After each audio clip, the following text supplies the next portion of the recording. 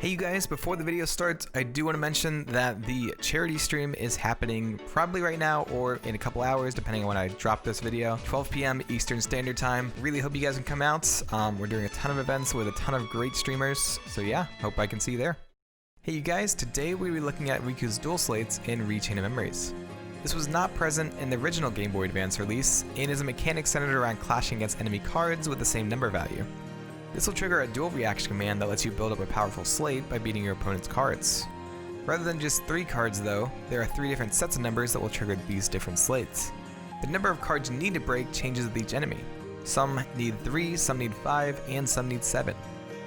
Light shines down on you and the enemy you are battling, and a timer will show you how much time you have left to complete the slate. These slates change slightly depending on if you are in Riku's normal mode or in his dark mode. Let's look at the first dual slate, Impulse. Impulse requires 3 card breaks to trigger and shows Riku using light from his free hand to launch the enemy into the air.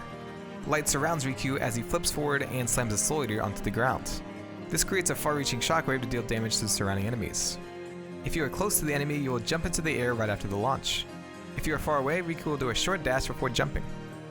There's this weird red effect that spawns in the shockwave that changes to what looks to be shards of glass. Dark Impulse is essentially the same attack but with darkness. Riku's hand looks like he is casting Dark Firaga for the initial launch, and during his flipping shockwave attack, his hand glows like his powered up version from Kingdom Hearts 1.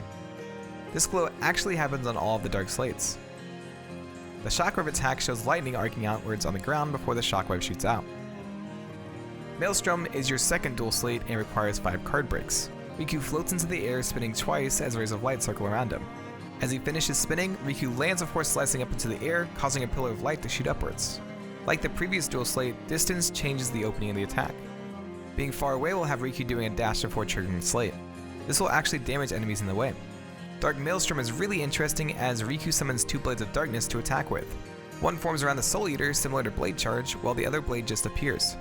After spinning, Riku morphs the 2 blades together and ends with a slice upwards. The sword changes to become longer with points on the sides of it. It kind of bears a resemblance to this Blade of Light, though I'm sure that's just a coincidence. I wonder if this was a one-off thing to be cool, or if this will be touched upon more in the future titles. Barrage is your last dual slate and requires 7 card breaks. Riku will do a quick slash at the enemy before doing a backflipping attack into the air. He then does a strike rate attack to end the slate. As always, being far away will trigger a dash before the attack. Dark Barrage has Riku doing the same slash and backflip attack, but instead of a strike rate attack, Riku sends a barrage of blades of darkness shooting down at the enemy. He still throws his Soul Eater forward though, as if he were doing a strike rate attack, and you can see an effect here before it disappears. He'll then catch his Soul Eater at the end of the attack and fall back down to the ground. And that is all I have for you guys today. I know this was a really short video, but I thought these slates warranted a breakdown. I'm really interested in digging around some of the other games now to see if I can find other enemies who spawn a Blade of Darkness. If you've seen any, be sure to let me know in the comments below. Anyways, thank you to my Patreons who support me. Their names will be on screen right now.